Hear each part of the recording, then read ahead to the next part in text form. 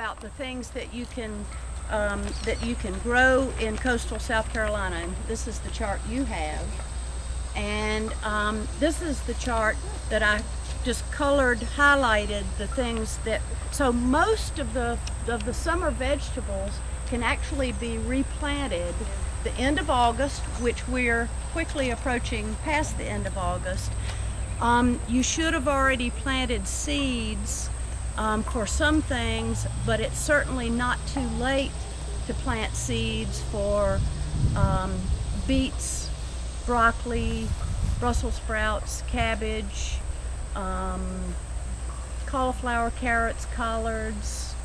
A little bit late for cucumbers, but you may still get another crop of cucumbers in if we don't have a late frost. Our first frost date is somewhere around November 15th, but I've seen the first frost much later, like in December. So I can remember plenty of Christmas days eating Christmas dinner, you know, outside in t-shirts. So it's a little variable here with climate change. Who knows what it's going to be like in a couple of years, but we can safely say that statistically most of the things on our planting chart can be planted a second planting in the fall. You think about it, we've still got September, October, November, 90 days almost for doing our fall gardens. It's a lot nicer to garden in the fall because it's not quite so buggy and so hot. Thank goodness we're getting this nice little breeze here today, or y'all would all be leaving me, I'm sure. But I'll leave this chart out for you all to look at, or I'll pass it around if you like. Now, the feed stores are just now, this week, going to be getting in plants. So what they've done is the feed and seed people, the greenhouse growers who grow bedding plants for us, know about timing. And if I want to set out my broccoli plants the 1st of September, what I do is I count back 6 weeks from the 1st of September, which would be sometime around, you know, the middle of July, and I start my seeds indoors. Usually probably in a cool, shady place, because broccoli is one of those things that likes it shady.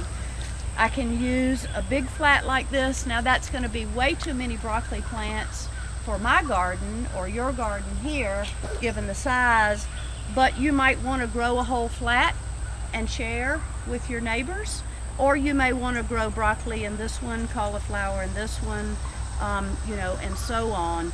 Now do start lettuce. You can do the lettuce out in the garden, or you can do it in flats, but lettuce is pretty easy to transplant, and there are also plants that are good companions. And so a lot of different ways. We'll just say for starting seeds, use sterile trays. If you have old trays that you have used before, that you bought vegetables in and you thought you'd save them, wash them. Wash them with soap and water, and then rinse them in a 10% Clorox solution, and then rinse that with water. And what you're going to do there is to kill any bacteria, mainly fungi, that will attack young seedlings.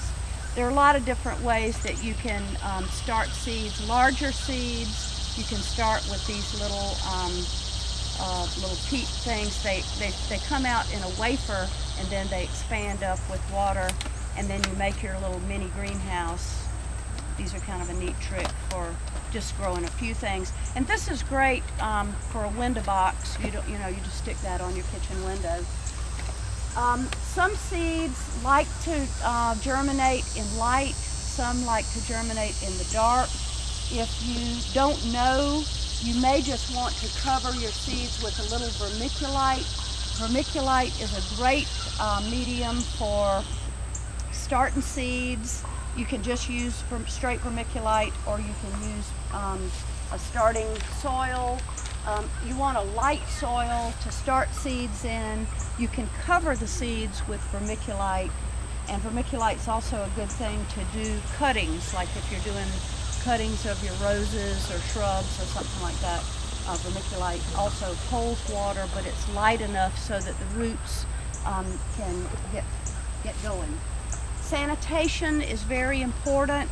I don't want to take a dirty scoop and stick it down into my vermiculite. I want to be sure that I keep my scoops clean, because those fungi and other diseases, insects, can harbor on your tools, on your hands, on your gloves. So good sanitation, just like you wouldn't want your doctor cutting on you with a dirty, dull knife. Use clean tools when you're in the garden too. And washing your hands, hand sanitizer or something like that is probably a good idea to keep in your tool bucket. Okay, so the things that you can start now from seed, you can start them at home, maybe under the shrubbery or in the laundry room where it's kind of shady and maybe not too hot yet. But once we get into some cold weather, you can use things like mulch. Mulch is going to, help moderate the soil temperature. This is a neat little trick. It's called wall of water. And we use these especially in the spring when we set out our new tomato plants. And you can put this around your tomato plant or your vegetables or whatever, and you fill up each one of these little cylinders fills with water, and so it insulates your plant from frost. We also use row covers, which is a very lightweight woven material that can be just put right directly over greens or tender vegetables in the spring or in late fall. So mulch it certainly is going to be a good thing, a good strategy for your cool weather vegetables.